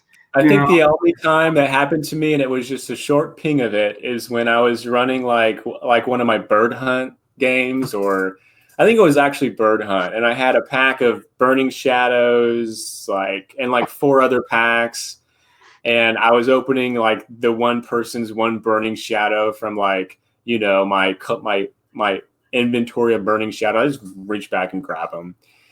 Hyper rare Charizard, the only one I've ever seen pulled, the only one that I've ever pulled. I've ripped a lot of Burning Shadows. If you guys remember that night that I had $3 Burning Shadows and ripped like over 200 of them that night. The pull rate is so brutal. It was ridiculous. And then boom, hyper rare Charizard. And so I won't say who it was, but he wasn't even there to see it. I posted it on the page, and the next day he's like, oh, nice. Can you send me a picture front and back? And I'm like, So I sent him a picture of it with your fingers, man. I sent him a picture of me front and back. So I was like, there you go. Steve Swanson said, can you guys talk about sleeves? I'm stuck between penny sleeves or perfect fit hard cases. I'm putting in card guard binder as well. So penny sleeves and perfect fit sleeves. The only thing that I will say on it is if you have to force a card inside of a sleeve, do not use it. That card should slide in and out of that sleeve really nice. And then you want it as snug as you can. You don't want a lot of extra room in there. But I use they're the basic Ultra Pro penny sleeves. And they call them penny sleeves because literally most places sell a pack of 100 for $1. Where's the thing at? So a lot of people that are just getting into the hobby don't know that. Like they just think like penny sleeves is an old thing and they're totally okay with paying a stupid amount of money for and top loaders. It's like sickening to go onto eBay and look at a case of 50 top loaders selling for $12 or whatever it is. Yeah, but Ultra Pro is good. You don't even need to get the premium top loaders or the premium penny sleeves. Just get the normal stuff. Yeah. Actually, I talked to somebody, and I've heard several times like the difference between a premium top loader and a normal top loader is just that it says premium on the box instead of just normal top loader. It's the exact same price, and it's the exact same thing. I think it was probably just like a marketing thing. Maybe they did a big run of them that said premium top loader. I prefer the card savers, and a clear penny sleeve if I can, so that way you don't get any of that pulling out hollow tear or whatever happens on it. Because like people use the actual trading card sleeves that you get, like ETBs and stuff. But yeah, the card savers themselves I really like. But there's not a lot of boxes that hold card savers either. So people need like a like these, right? So it's got the long top on it. They're softer. They bend. Quick flex. I thought you were grabbing the Bud Light can. But yeah, so Ultra Pro card sleeves, and just be a good judge of it. Like I'm not saying this is the one everyone should get, only this, but you can get one and just make sure that card slides in nice. Like look at the sleeve, like the entry point, make sure it's not cut weird and serrated, like to where you think it's going to scratch your card. And that's if you really are really trying to take care of your cards and keep them perfect and minty. If you're not, like if you buy like a moderate play, something for your binder collection, you can put in whatever you want. They're your cards. But if you want to take care of them or you're selling them, you just be mindful of that stuff. Yeah, selling. So that was something I wanted to touch on because you were like talking about good practices for packaging stuff. When you're selling too, Trevor has, and I have one too. It's a nice ring light to be able to take pictures with, and then you actually have the rotating display inside of a nice white box to take decent pictures with. Yeah, that was so fancy. People don't realize how nice. Like we did some comparison pictures, and man, the cards when you post them on our website, you'll see some of them on our website, or if you go to eBay or eBay store. They just look night and day different. Now you're referring to something like this, where it's like a ring yeah, and these aren't that expensive. So I think this one was ordered, but you can adjust the brightness of it like up and down to what you need, and then you can also I think adjust the type of light. Yeah, Trevor, you have the box too, because like the exact same card, just taken with regular light versus one taken with that and inside the box. The ones inside the box that really show everything on that card. Plus, it's just better to the customer too, because like they can see every little nick. And that's really the way to do it. Yeah, it's the way to do it. If there's information, or basically you want to give them the most information about that card, so that when they spend that money, they know exactly what they're getting. Right. And this is coming from quite a bit of just experience. Like even just doing eBay, you learn that because you get messages from people. They're like, yo, you said this was like light play to near mint. Well, it's obviously moderate play because of this thing on it. It's like, well, as long as you give them all the information, let's say you're doing like a claim sale and you're posting pictures and you post a picture front and back. Sometimes, and I've even tried to take pictures of like creases on a card, and it can be hard if you don't have the right lighting. But with your naked eye, they're super easy to see. So you want to be able to make sure if you can't get a good picture, at least disclose it. At least say like, hey, there's a bin on the card in this corner, or people just appreciate that. People will buy a worse card because you told them all that than they would have bought a nicer card. You know what I'm saying? Like just because they don't know. Yeah. So I mean, and somebody asked, what's like a good starter kit? So we were talking about. Let me actually show you this like stand that you can get. I mean, there are these like tripod phone stands that hold your cell phone in the middle, that have the light and some different lighting settings. And a little tripod. So I would say this would be like, this is, a good place to start. And then like these photo booths. I mean, I think mine might have been I think it was like $20 bucks, $25 or something. Walmart. And then the other thing too is I was playing around with different card stands, and it makes a huge difference the angle that your card is at. So there's these little card stands, and I think they can't be more than $1 a piece, maybe. I think they're even less than that. But these little things make a huge difference too, because it really matters, what angle your card is sitting at, so you can really get the right lighting on it. Yeah, it makes a whole hell of a difference. So it's funny because you would buy this one and you think, oh, the card's perfect. It's going to do the exact same thing. You can't see the card at all when it's on this stand. It's completely black. Like everything is dark on the card. You just don't, you don't get the colors. Right? So I kind of had to experiment around. I would say too, depending on the type of card. So like Wizard of the Coast, hollow foil, you have to have that light at the exact right angle for someone to be able to see whether it has scratches on the hollow foil or not. Because that's big, and you just have to assume. Like, I'm not just going to assume someone's buying my card for their binder collection and they're not really going to care. I, by default, assume if they're buying cards from me, that they're going to get them graded. Like, if you just like, that mentality, like, I need to get, disclose as much information as I can, then you're always going to be good. Because at the end of the day, whether you're doing it for a business or you're doing it, like, oh, I'm selling some cards on my page because I need some money. Someone's buying cards from you. You want them to come back and buy cards from you someday if you need to sell cards again. So when they get that package, whether it's, single cards, booster packs, sealed product, if you've ever received sealed product from me, I by default assume it's for your sealed collection. Mm-hmm. So they're all individually bubble wrapped. There's no space in the box. I'm not putting a, like something this size, shoving it in a bubble mailer and then hoping someone doesn't sit on it. Right. Yeah.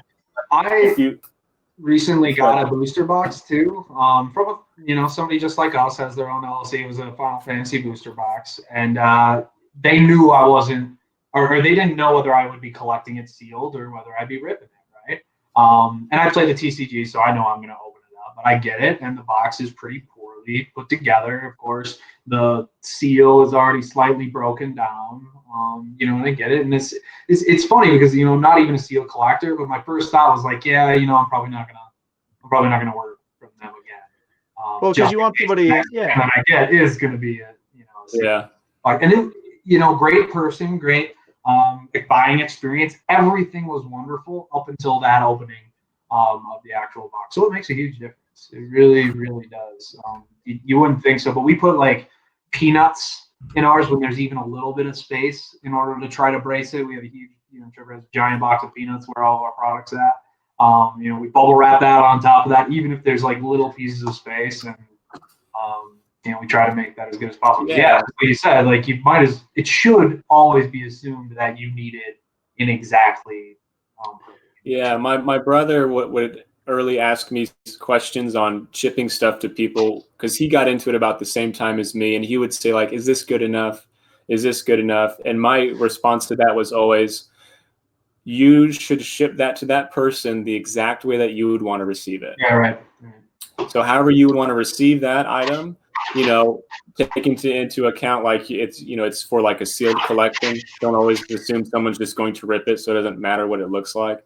However you would want to receive that is a good way to ship it. And you're usually okay if you just go off that mentality, unless you just like don't care. You're like, well, I really don't care how I get it, so I'm not gonna right. But like as a hobbyist and a collector, how you'd want to receive that item, that's the way that you should ship. And if you want people to come back, you'll take pride in it. And so Nick, if you're thinking about selling singles at some point, there's little nuances that show that you care. So like, for instance, if you get these little bookmark stickers, right, that you attach to the back of the sleeve that's inside. And then on top of that, you'll actually take a little piece of like painter's tape and put it right over the top, just to make sure the card doesn't slide out in the bubble mailer. And then on top of that, you'll take some cardboard slices and sandwich it in between, and then go ahead and tape that with your painter's tape. So it's easy to get off, but it still holds it in place and make sure that it doesn't bend. And you're going to put that in a bubble mailer, and most of the time that's sufficient, and it arrives somewhere and people are like, okay, this person cared that this got to me in a pristine way. Those are the people that are going to come back to you. It's really insightful, actually. Like, that's a good point, because if you ever get something sent to you that's like not packaged properly, chances are that person doesn't share your passion for whatever it is that you just purchased. Right? Chances are this wasn't a really Pokemon person. I've experienced it. There's people that I won't.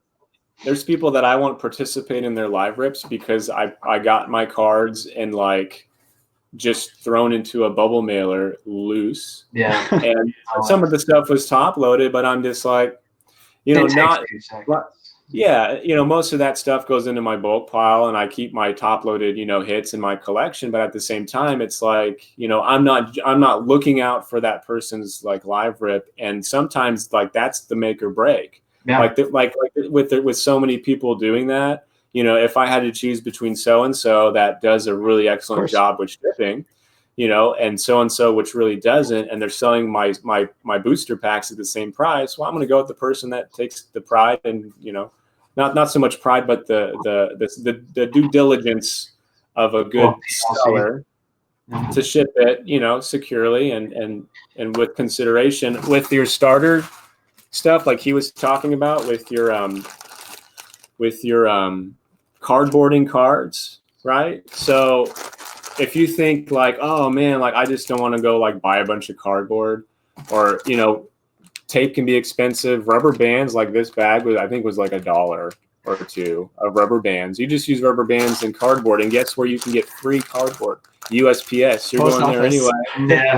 Yeah, every time I go there, I grab like a stack of 5 of the medium, the large, the small, all that stuff, and then so that's it. So I will, and then just go get a little box cutter, and then every time you got to ship some cards, you just cut out some cardboard and bada bing, bada boom. Well, the nice thing about it too is really light. Yeah, it's light, it's thin, so you can work that shipping down, that weight down too.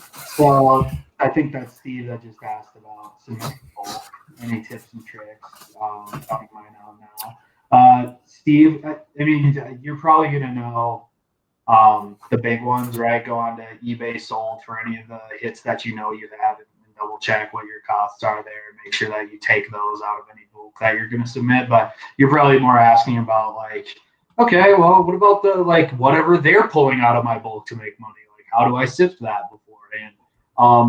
My biggest suggestion for anybody that's like looking to sort their own bulk before they send it to somebody is play the TCG. That is like my biggest suggestion for anyone that wants to learn how to sort their own bulk.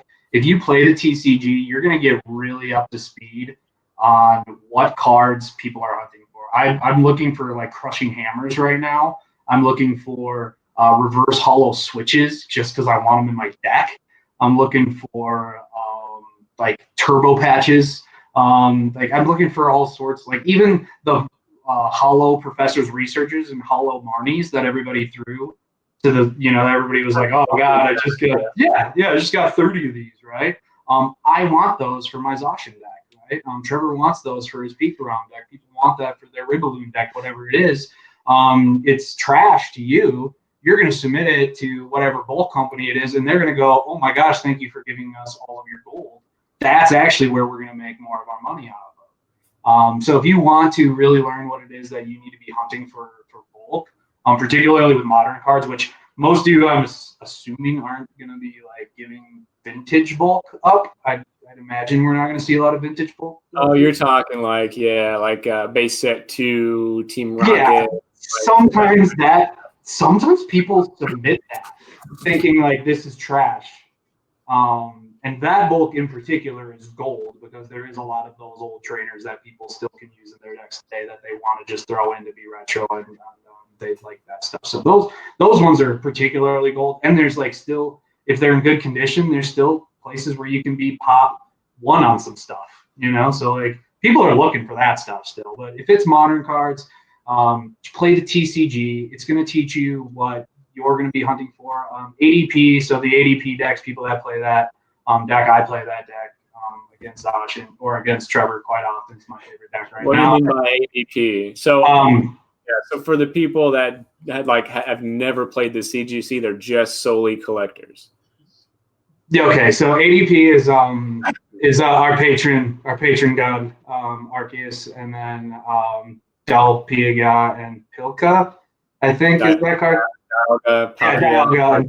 You're right, in Arceus. So you in Pokemon, Final Fantasy guy. God, oh my God, it's so like the problem is I get like there was a point where the only thing that I didn't hear Pokemon said back to me. Like I didn't hear Pokemon names said back to me. It was just me reading it either on a game or Minnesota accent. Right. Like there was no feedback loop to me whether I know these names or not. And it's like, oh, good old Suicune there. Hey, ADP. So ADP, that card is going to be retired from the TCG sometime next year, right? So right now that card is, I think it's like $10 ish, right? That may or may not go up, but for right now, that's like $10 card. If you were to buy the Zacian deck, like Battle League box, I think that retails around $18 or something like that. There's 3 Zacian cards in there, two or three Zacian cards, and an ADP deck. That's actually, if you just bought that and then resold those cards, that is worth more individually as it was in that Battle League box, which is really weird. Zacian ADP is 90% of the top 4 in the world right now. Right? Yeah, so it won't be when that's retired. So a lot of people are now trying to figure out, okay, how am I going to use Zacian in another type of deck, right? What's the new meta? Right, how am I going to use Colossal? Because people are building these Colossal decks. People are trying to put together, okay, how am I going to beat this deck? But now, what's going to be kind of coming out on top? Is it going to be the Eternus V Max? And to us, like, you might get that Eternatus card, that V card, and you'd be like, I'm just these Vs, I'm going to submit 50 of these to, I got a bunch of these, I'm going to submit 50 of these V cards to a bulk company, and they're going to give me a booster box. Well, dude, those V cards cost, if you would have actually sold them all together, $150, $200. You lost out on quite a lot there, right? In your head, you just would have never have thought that because on TCG they're only $8. You're going to think about how much it is to move them. But to me, as a player, I actually just bought a lot yesterday. That was a bunch more Zacians and 2 more ADPs, right? And I just bought that lot because that's what I'm hunting right now. So if you're playing the TCG, if you're watching, like, Limitless Deck is really good. It's a website. It's called Limitless Deck. It shows you who what the best decks are in the world right now. Literally it'll show you like a percentage of what cards are in their deck. And then that's pretty much like if you're searching bulk, this is what people are looking for right now out of your bulk that they're going to be willing to spend a little. So those league battle boxes that have ADP in it, and it has Zacian in it too, doesn't it? Mm-hmm. Yep. So those are $25. I think I was getting them at 18. Are they $25 at Walmart? It might be 20 or 25. Probably seems about right. Are they working up? What are those selling for? I think if you're gonna try to play the TCG, the Battle League decks are the way to go. They pretty much mimic exactly what competitive decks are doing. I think the Trainer Toolkit has an exact trainer matchup for some of the better decks and the more competitive peak realm decks for you to just be able to add those trainers in. But the Battle League deck it's great. You could actually just pick it up, not make any changes to it, and you could go to a tournament and probably play pretty competitive with that Zacian deck. The next one that's coming out, the Mad Party Battle League deck that's coming out in Shining Fates. Expect that to be just as playable as well. A lot of people play the Mad Party deck. You know the Mad Party cards, right? Their ability for every Mad Party card that's in the discard pile, it stacks 20 plus. So essentially, you just have all of these Mad Party cards, and you're just trying to get rid of them and just trying to stack your Pokemon as much as they can. So essentially, you're letting people kill you. It's annoying to play at the beginning. It's a very annoying deck. But that's going to be the next Battle League deck. They're going to come out with that Mad Party pin collection too. It's going to be that's neat. That's a unique thing that they're doing for Shining Fates. That's pretty exciting. But yeah, if you want to know how to sort bulk, and like I learn a lot from playing the TCG, just in general. But if you want to learn how to sort bulk, that's the way to do it. Play the game. It's going to teach you what you really should be focused on. If you guys are thinking, I might go buy one, just real quick here, I was at GameStop today. I got one of their weekly flyers and updated deals. So they're doing their 25% off bag sale. So basically you buy the bag for $5. Anything collectible that you want, you get 25% off of. So for nice. Today, the GameStop had like 10 packs of Vivid Voltage. They're $4 at GameStop. One of the cheaper places to get these. I think they're $4.19 at they're $3.99 at GameStop, like $4.19 at Walmart. So these were like around $3 after that. But they have those Battle League boxes at $25 there, Steve Swanson said. So 25% off of, that's like math. That's like math. So like, instead of going and hunting base 1874, right? Instead of going out and trying to like build a deck, which is pretty difficult, go out and buy one of those Battle League decks and you'll be up to speed really, really fast. The Pikarom deck is sick. Trevor still beats me with that deck all the time, even though that's still 3 years behind the Zacian Battle League deck. They're really Pikarom. Oh yeah, Pikarom, man. So yeah. I think we answered Steve's question. Separating out rares and hollows as well. Who's the best to sell to? How much is shipping? So yeah, playing the game definitely, and you can just play the online game and learn some stuff like that too, right? That's probably the easiest to get into. Throwing your code card. I've never played the online version, but I've been told that several times. Like if you want to get up to speed on gameplay now, just go play the online game because it won't let you do stuff you're not allowed to do. Like it'll teach you the rules real quickly. Even if you don't know the cards, if you need to learn the rules, the online's kind of the way to go with that. It really is awesome. I mean, you can play just against the trainers. You can play against the computer. So it's just kind of like you can play at your own pace. It'll teach you what everything does. There'll be a little pop-up that says, hey, your Pokemon's asleep now. Here's what that means. Here's how here's how it wakes up. It just, it explains everything in a way that you can just kind of grind it. And then once you're ready to play somebody in person or whatever, you'll be good to go. Yeah. Right, Zach? Yeah. It's